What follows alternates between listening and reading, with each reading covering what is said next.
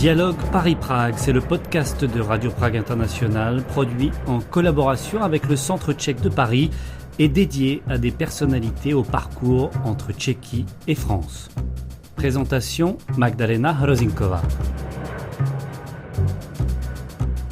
Lenka Horňáková-Sivad est une écrivaine et peintre tchèque installée en France depuis les années 90. Après avoir écrit plusieurs livres en tchèque, Lenka Horňáková-Sivad a publié en 2016 chez Alma Éditeur son premier roman rédigé en français, Giboulée de soleil, une histoire de filiation de mère en fille sur plusieurs générations dans la Tchécoslovaquie de l'après-guerre jusqu'à la fin des années 80. En janvier 2022, Lenka Horňáková-Sivad a publié son quatrième roman écrit en français intitulé Un regard bleu. Nous allons parler de ce nouveau roman et de sa carrière littéraire entre deux langues et deux pays dans cette émission. Lenka Horňáková-Sivad, bonjour. Bonjour. Pourriez-vous nous raconter tout d'abord comment vous êtes arrivée en France après la Révolution de velours ? C'était un énorme cadeau d'anniversaire, déjà la révolution de velours pour moi, parce que je suis arrivée au mois de septembre 89 à Prague, de ma province, de ma ville natale de Prostějov. Et 2 mois plus tard, la révolution a eu lieu. Et donc, avec elle, comme pour conséquence, évidemment, l'ouverture des frontières, la possibilité d'aller voir ce qui se passe derrière l'horizon qui jusque-là était interdit.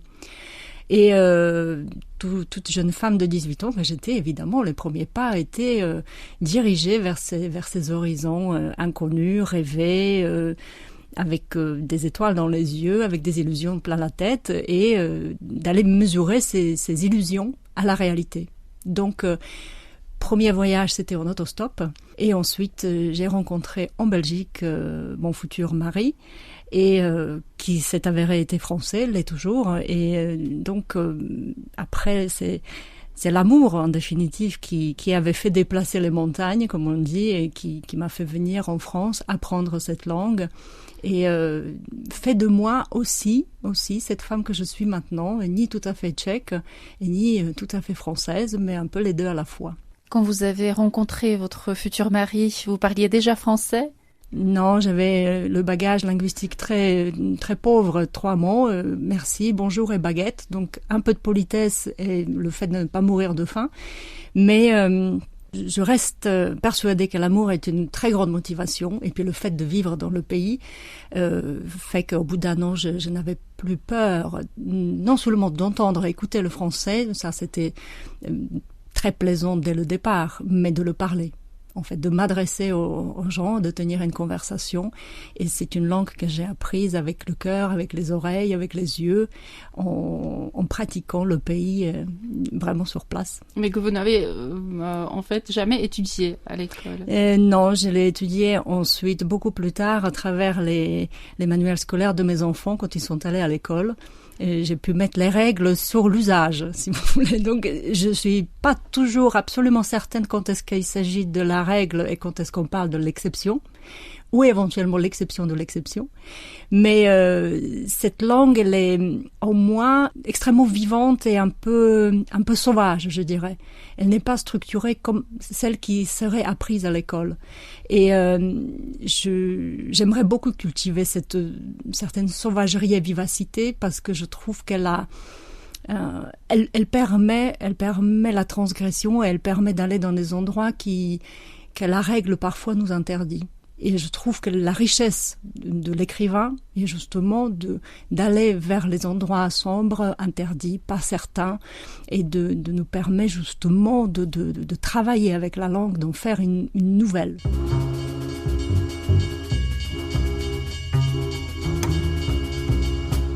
Avant de vous lancer dans l'écriture, vous avez fait de la peinture que vous avez commencé à faire à Paris.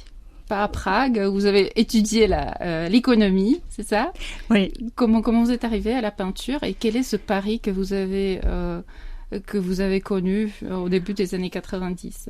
Alors, le dessin ou la peinture à Prague, c'est vrai que c'était des très très timides balbutiements, et Paris était le terrain de jeu et territoire de peinture évidemment consacré. Donc là, l'envie s'est prononcée très fortement. Je suis allée beaucoup aux Beaux-Arts, dans les cours d'anatomie, de modèles vivants. C'était énormément dans les musées où évidemment l'inspiration elle est toute trouvée.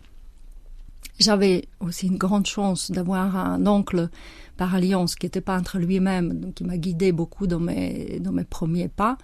Et Paris lui-même était une surprise parce que, comme je disais, je suis venue avec des rêves, avec des illusions, avec des images, avec des idées de ce qu'est la France et ce qu'est Paris. Et en définitive, de rencontrer Madame Bovary au milieu de la Samaritaine n'est pas possible. Ce Paris-là, je l'ai vu qu'au Père-Lachaise. Dans les tombes était Paris que je connaissais. Mais la réalité était tout autre. Et il fallait l'apprendre, il fallait l'exercer, il fallait s'y mesurer. Et voilà, c'est un processus qui continue toujours, plus qu'avec Paris, mais avec toute la France. Ça s'arrête jamais. Est-ce que vous avez vécu un choc culturel en vous installant en France? Oh, certainement que ces petites surprises et grands chocs, il devait y en avoir une ribambelle. L'usage des codes, les codes qui vous sont inconnus et illisibles. J'avais la chance d'avoir mon compagnon, mon mari comme guide qui traduisait ou expliquait certaines situations, certains codes, mais ce qui était et ce qui continue à être d'une certaine manière pour moi la marque de la France, c'est une certaine continuité des traditions, même si elles changent. Mais cette continuité, cette quelque chose qui est la France est liée à elle-même. Si je peux me permettre cette expression, elle n'a pas de doute de son existence. Elle ne se pose pas la question elle ne justifie pas son existence. Alors que les Tchèques, on a cette présence de la mort possible et d'une existence imminente. Et ça, c'est une permanence dans les ressentiments dans les deux pays. Comment ça se manifeste dans la vie quotidienne ? Oh, en ce qui concerne les Français, et c'est une réplique qui commence à connaître, on peut traduire ça par une arrogance ou un savoir-vivre. C'est quelque chose, cette manière d'être au monde, avec une assurance et une attitude qu'on va qualifier typiquement française. Je ne saurais pas vous la décrire en 3 mots. C'est quelque chose qu'on ressent quand on y est, quand on voit les Français de se mouvoir en société, quand on voit les voir résoudre telle ou telle situation, un problème. Et je pense qu'il y a vraiment une manière française d'être au monde. Il y a une manière tchèque d'être au monde ? Oui, je pense. Elle est moins précisément définie et on est peut-être moins en accord avec parce qu'elle ne plaît pas à tout le monde, mais je pense que la présence de Schweik est en nous. Cette imminence de la possibilité d'une existence, elle nous oblige à rire de nous-mêmes. C'est quelque chose que les Français ne savent pas faire avec autant d'élégance ou certitude que nous savons le faire vraiment très bien et j'en éprouve une certaine fierté d'ailleurs, parce que je trouve que c'est une grande qualité de savoir rire de soi-même. Et ça, les Tchèques, ils ont cette attitude sans qu'ils le sachent, je pense. On le pratique naturellement.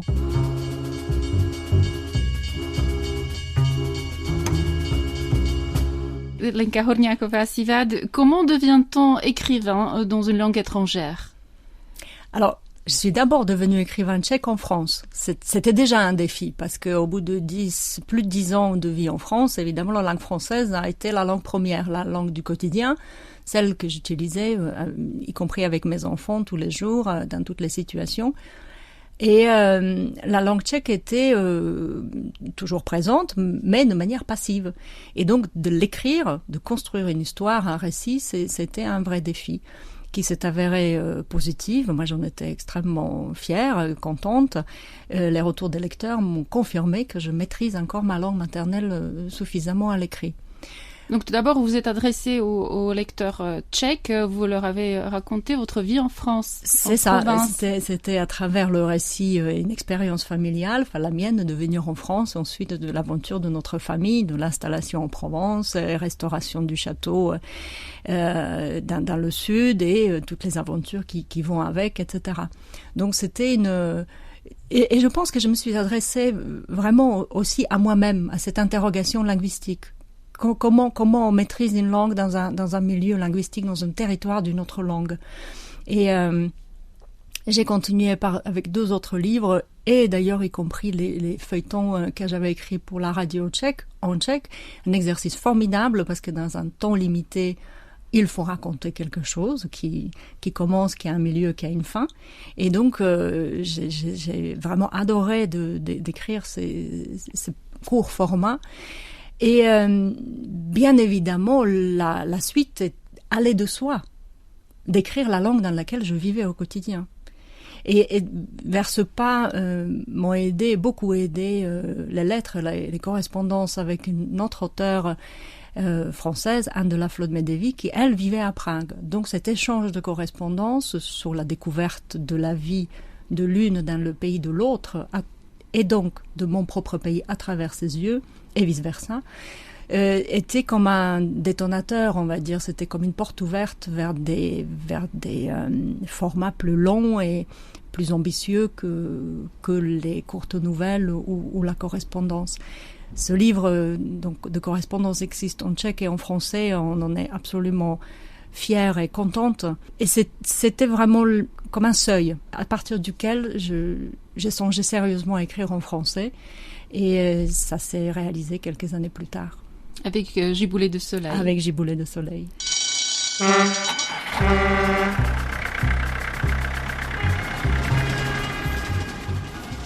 Quelle est la différence entre le français et le tchèque lorsqu'on écrit un livre, voilà, donc quand on est tchèque, on écrit un livre en français et en plus, vous non seulement vous écrivez des livres en français, mais vous les traduisez aussi vous-même en tchèque. Donc comment travaillez-vous avec les 2 langues ? Quand je décide dans quelle langue je vais écrire, je suis dans cette langue l'histoire et la structure, parce que évidemment la langue elle est à mon service, mais moi je dois aussi respecter ses qualités inhérentes, ce qu'elle permet de faire. Et on ne structure pas l'histoire de la même manière, qu'elle soit écrite en tchèque ou en français. Et ça, j'ai découvert d'une manière certaine, effectivement, au moment de la traduction. Parce que quand je traduisais le roman du français vers le tchèque, je me suis dit, mais en tchèque, je n'aurais pas commencé comme ceci, je n'aurais pas utilisé cette conjugaison, je n'aurais pas utilisé la dramaturgie de cette manière. Et puisque le traducteur est obligé de se poser beaucoup plus de questions que l'écrivain, en définitive. S'il fait l'autopsie du texte, il en fait une matière à partir de laquelle il reconstruit le texte dans la langue finale. Donc c'était une découverte majeure pour moi en ce qui concerne le travail dans les 2 langues. La langue française est une langue de conjugaison. C'est vraiment une langue de narration dans le temps. Le déroulement est très riche grâce à ces conjugaisons multiples et concordances des temps, etc. La langue française a le futur dans le passé, c'est formidable. Ça permet de faire des raccourcis, de ne pas perdre le lecteur, même si vous sautez d'une époque à l'autre avec une grande aisance. La langue tchèque, par contre, elle permet des registres d'émotions beaucoup plus riches. Les concordances des phrases, des adjectifs, etc., lui donnent une fluidité que la langue française, parfois, n'a pas nécessairement. Donc, quand vous écrivez en français, on peut dire que c'est une autre personnalité qui s'implique en vous, que quand vous écrivez en tchèque, c'est une autre partie de cerveau, entre guillemets, qui est activée. Je me suis souvent demandé en quelle matière existe l'intention de ce qu'on veut dire, ce qu'on veut écrire. Et je pense que quand on commence à penser dans une langue, c'est déjà une traduction de cette intention. Donc, que j'écrive en tchèque ou que j'écrive en français, je suis dans une position, en fait, de traducteur de ce que je veux rendre lisible pour le lecteur. Par contre, je sais que quand je peins, j'utilise un autre cerveau. Ça, c'est une autre énergie. Là, je suis dans une énergie physique. Je suis impliquée tout à fait différemment et ce n'est pas très juste de dire que je ne réfléchis pas, mais je réfléchis autrement. Donc là, oui, là, il y a quelque chose qui se produit entre moi et moi dans ces deux domaines d'écriture et peinture. Vous avez dit une fois pour Radio Prague que, en fait, en français, vous, dans vos livres, vous pouvez dire des choses que vous seriez peut-être pas capable de dire en tchèque. C'est ça? Pourriez-vous nous dire des exemples concrets?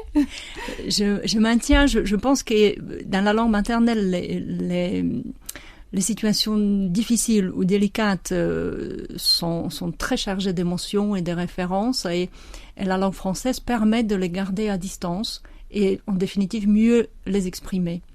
Et quand je suis dans la position de traducteur, je travaille déjà avec la matière faite. Bien qu'elle soit faite par moi-même, la traduction devient possible. Mais par exemple, les scènes de viol, quelque chose qui est vraiment violent, probablement je saurais les écrire aussi en tchèque, mais pas de manière aussi directe, aussi sobre et précise. Donc la langue française devient un outil qui permet et qui m'interroge évidemment sur la manière de dire. S'il existe un point commun entre vos livres, c'est que vous racontez l'histoire de la Tchécoslovaquie au XXe siècle avec tous ces moments dramatiques et douloureux à travers des histoires personnelles des héros de vos livres, que ce soit les trois femmes, Magdalena Lebouché et Eva dans Giboulée de soleil, ou Anna dans Une verrière sous le ciel, ou le diplomate et juriste Vladimir Vochoch dans la symphonie du Nouveau Monde. Pourquoi cet intérêt à l'histoire de la Tchécoslovaquie après tant d'années passées en France?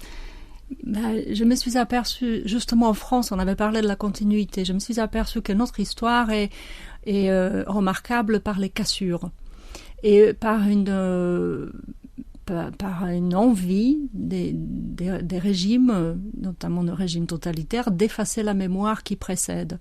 Et ces blancs ou noirs dans nos mémoires, je pense qu'ils sont très douloureux et qu'il faut les remplir pas tellement par la vérité ou la réalité, mais par les histoires qu'on peut se conter, sur lesquelles on peut s'appuyer pour renouer avec nous-mêmes. Je suis persuadée véritablement que c'est quelque chose de très important d'avoir un récit sur lequel s'appuyer. Vous avez cité ces trois romans.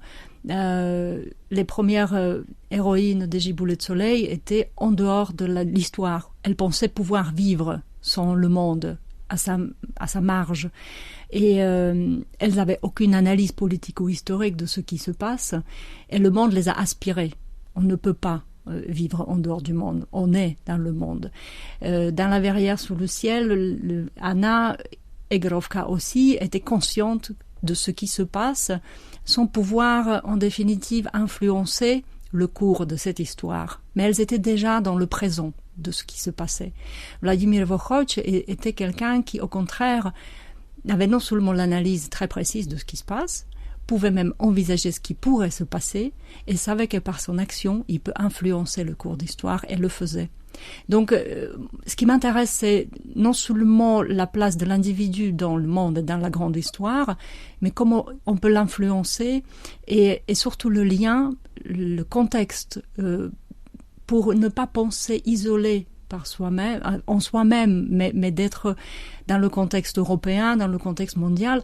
Toute notre action, en fait, influence le cours d'histoire. C'est je crois, ça qui m'intéresse principalement.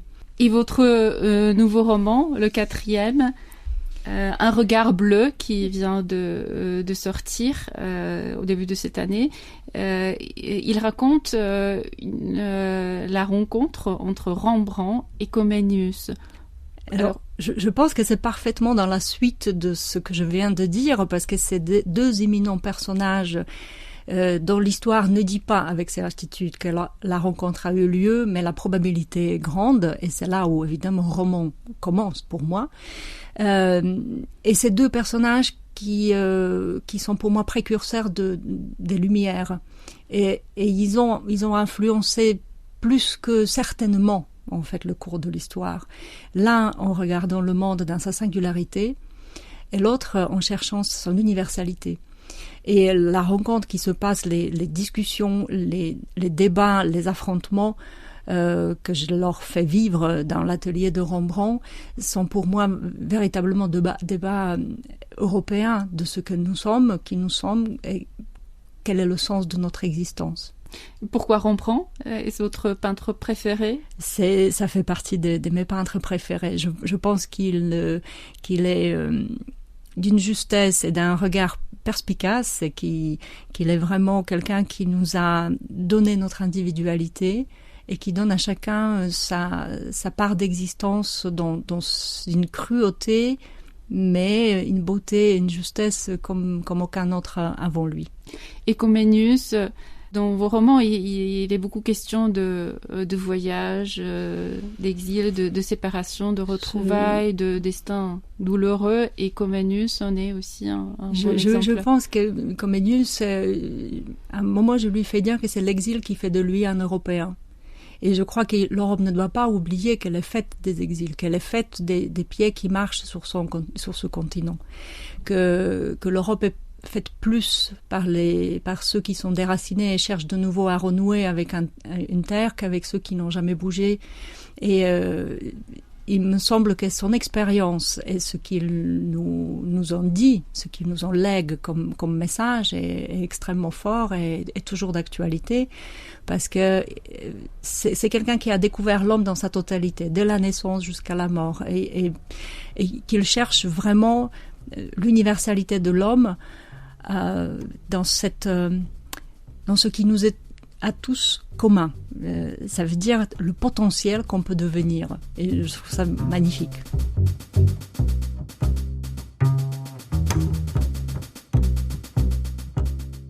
Y a-t-il quelque chose qui vous manque en France?